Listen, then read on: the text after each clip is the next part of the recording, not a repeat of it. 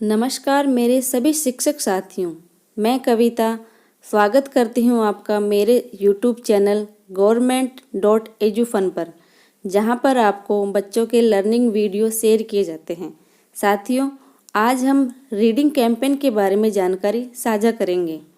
जैसा कि आप सभी को जानकारी मिल चुकी है कि मिनिस्ट्री ऑफ एजुकेशन द्वारा एक राष्ट्रीय व्यापी अभियान चलाया जा रहा है, जो कि 100 दिवसीय रीडिंग कैंपेन है।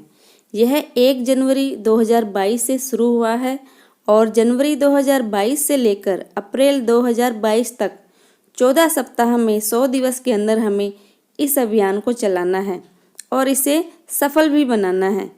वैसे तो इसकी गाइडलाइन सभी विद्यालयों तक पहुंच गई है, लेकिन फिर भी हम कुछ मुख्य बिंदुओं पर बात करेंगे।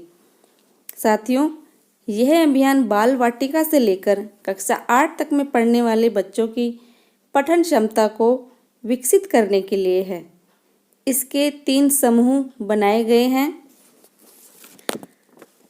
बाल वाटिका से कक्षा 1 और 2 ये पहला समूह है। दूसरा समूह है कक्षा 3 से 5 और तीसरा समूह है कक्षा 6 से 8। यहाँ पर बाल वाटिका मतलब आंगनबाड़ी के बच्चों को भी इसमें जोड़ा गया है। साथियों, हमें इस अभियान के तहत बच्चों में पढ़ने की आदत को विकसित करना है, जिसके लिए हमें दी गई गाइडलाइन के अनुसार कई तरह की गतिविधियाँ करवानी हैं।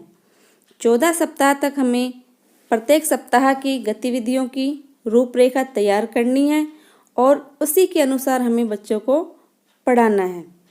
मैं आपको मेरे विद्यालय का उदाहरण दे रही हूँ।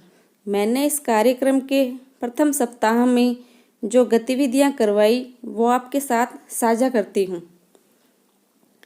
ये है मेरे स्कूल का प्रथम सप्ताह, रीडिंग कैंपेन का पहला सप्ताह, जिसमें पुस्तकालय का विजिट, यानी हमें सभी बच्चों को हमारे स्कूल की लाइब्रेरी में लेके जाना है।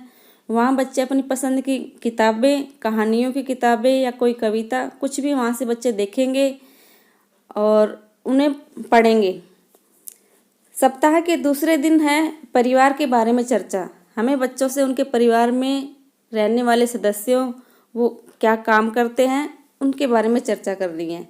सप्ताह के तीसरे और चौथे दिन हमें कविता या कहानी बच्चों से सुनना है या पढ़ना है, जो कि उन्होंने अपनी दादी, नानी, माँ से कहीं से सुनी होगी।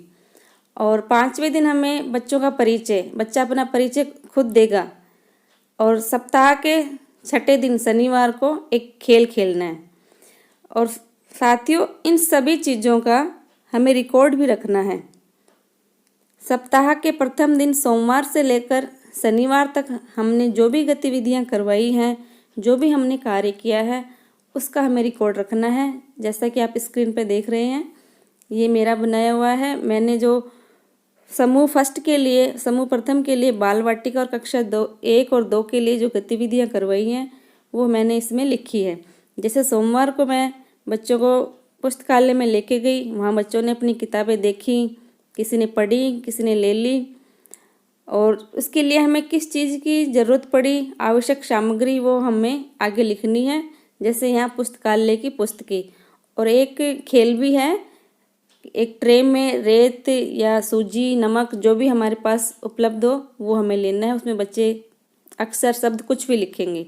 इसी तरह मंगलवार, बुधवार, गुरुवार, शुक्रवार, शनिवार, इन सभी दिनों की गतिविधियां इसमें लिखी हैं।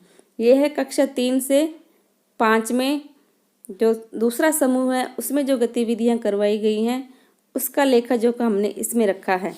सोमवार के दिन वही सेम चीज़ें हैं। वापस बच्चों को पुस्तकालय लेके जाना है, उन्हें अपनी पसंद की किताबें वहाँ से लेनी है, वो उनको पढ़ेंगे। मंगलवार को हमें बच्चों के परिवार के सदस्य के बारे में चर्चा करनी है। अगले दिन बच्चा अपना प्रथम परिचय देगा और अपनी माँ के बारे में कुछ बातें बताएगा। गुरुवार को परिवार के सदस्यों की तस्वीरों से कोलाज बनाना है।